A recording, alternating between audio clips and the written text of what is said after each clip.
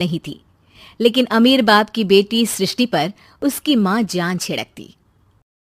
मेरी बेटी कितनी प्यारी है, भगवान सबको सृष्टि जैसी बेटी दे। सृष्टि धीरे धीरे बड़ी होती है।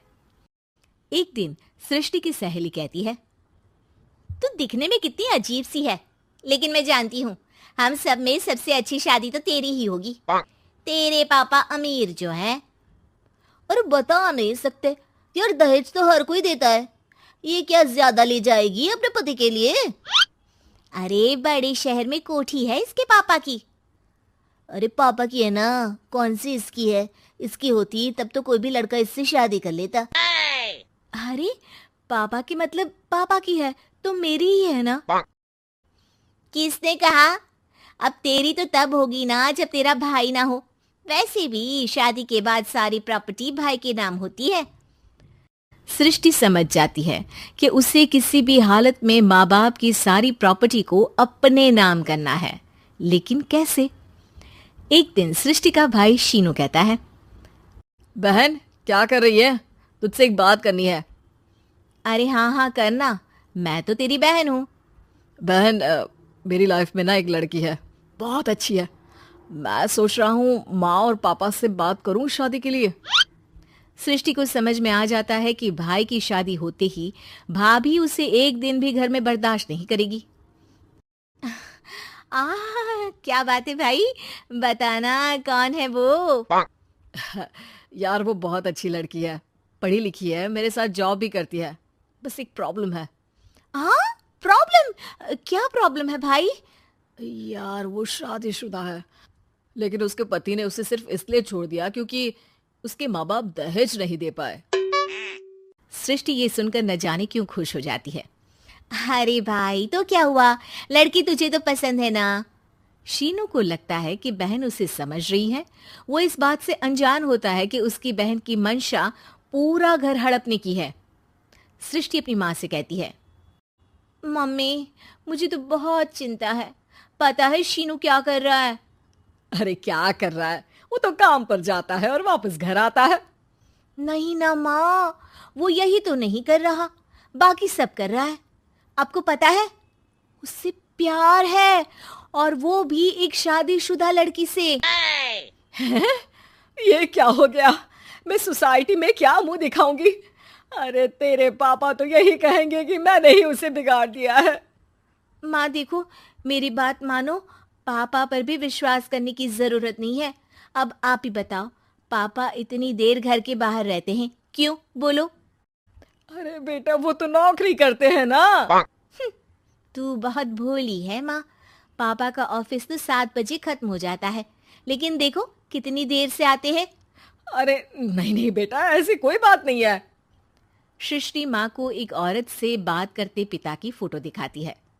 देखो माँ कैसे हैं पापा, मैं ना कहती थी कि पापा सही नहीं है। मैं तेरे पापा से बात करूंगी, दे फोटो मुझे। ओ माँ, वो तो डिलीट हो गई। लेकिन चल, तूने तो देख लिया ना, पापा से बाद में बात कर लेना। और हाँ, मेरा नाम बिल्कुल मत लेना। हाँ माँ। अब क्या था, सृष्टि के माँ और पिता के बीच झगड़ा होना शुरू हो जाता है। सृष्टि के मन में क्या चल रहा था कोई नहीं जानता था।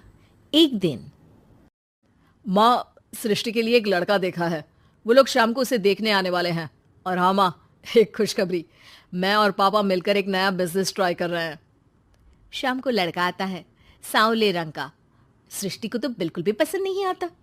लड़की की माँ कहती है, लड़की का चेहरा तो कोई खास नहीं, लेकिन अगर मेरे बेटे को आप लोग सेटल कर दें तो मैं उसकी शादी आपकी बेटी से करवा दूं।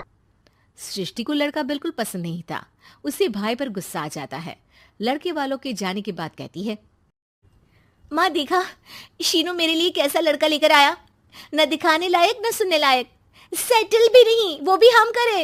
अरे माँ मैं जानती हूँ ये मेरी शादी किसी भी घर में क्यों करवाना चाहता है। अरे कैसी बात कर रही है बहन, तूने तो देखा ना, लड़के को मैंने ही मना कर दिया तुझसे शादी के लिए।